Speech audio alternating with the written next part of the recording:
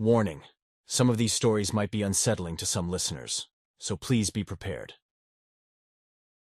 Shortly after graduating from high school in the year 1998, I woke up one morning and found my father dead in our living room. I tried giving CPR, but he was already dead by the time I came out. I suffered PTSD from this event and would regularly have nightmares where I would be walking to the living room and I would realize what I was about to see and I would start screaming before I got there. And then I would wake up screaming. This lasted about a year, where I was not a functioning human being. I would stay awake for days to not experience the dream over again. Then one day, I had a mental breakdown in the middle of the day. According to my girlfriend, who is now my wife, said I tensed up like I was having a seizure for about an hour straight. In my mind, I had to keep living out that morning over and over, but I would stop myself before I went into the living room with a primal scream, which my wife said I would do in real life as well, until I finally let myself go into the living room and see my father's dead body. After I came out of it, I did not have the nightmares anymore. Flash forward to the year 2005, I joined the army, and I'm in Iraq. I was leading a convoy, and we had intel that terrorists were sending children out in front of convoys to get them to stop and ambush them. As I'm driving, a kid runs out about 300 meters in front of my vehicle, and I froze. We had orders to run over anyone in our way, and I was dreading having to make this decision. My truck chief is screaming at me to floor it, so I do, and the kid dodges out of the way at the last second. When we got to the next forward operating base, I go to get some sleep, but I'm disturbed about the moral choices I had made that day.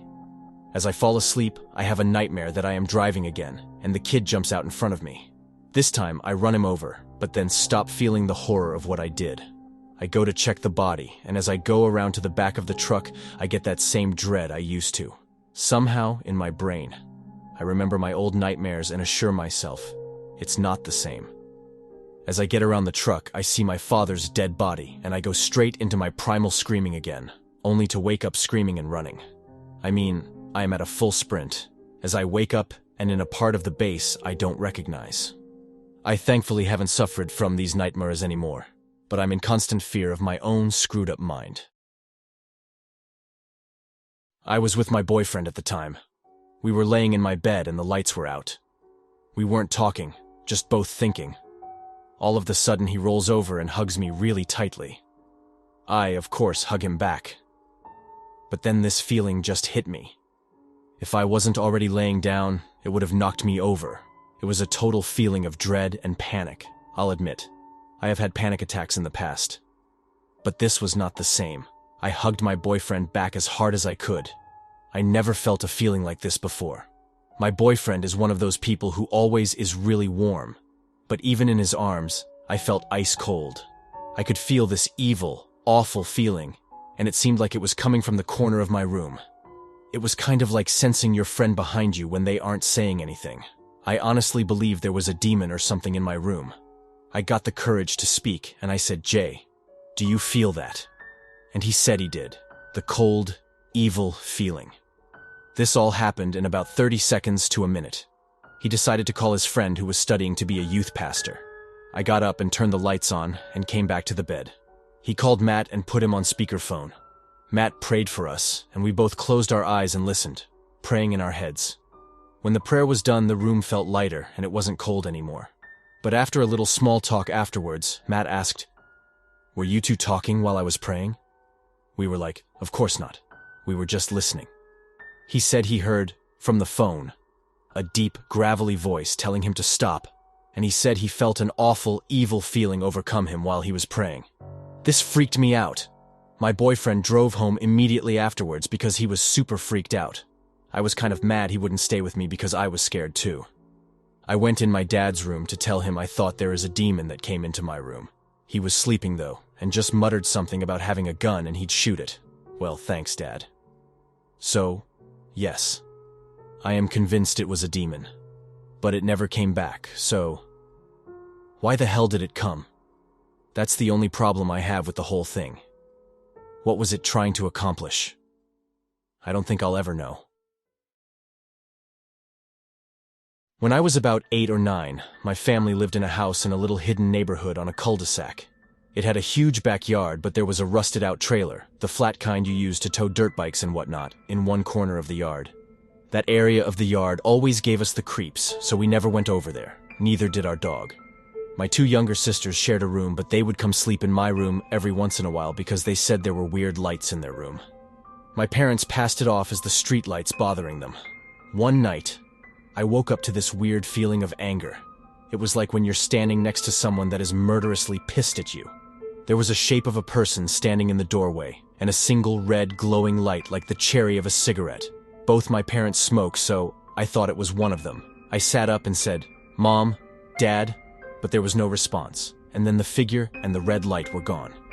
I pulled the covers over my head as quickly as possible and made myself into a tight little ball.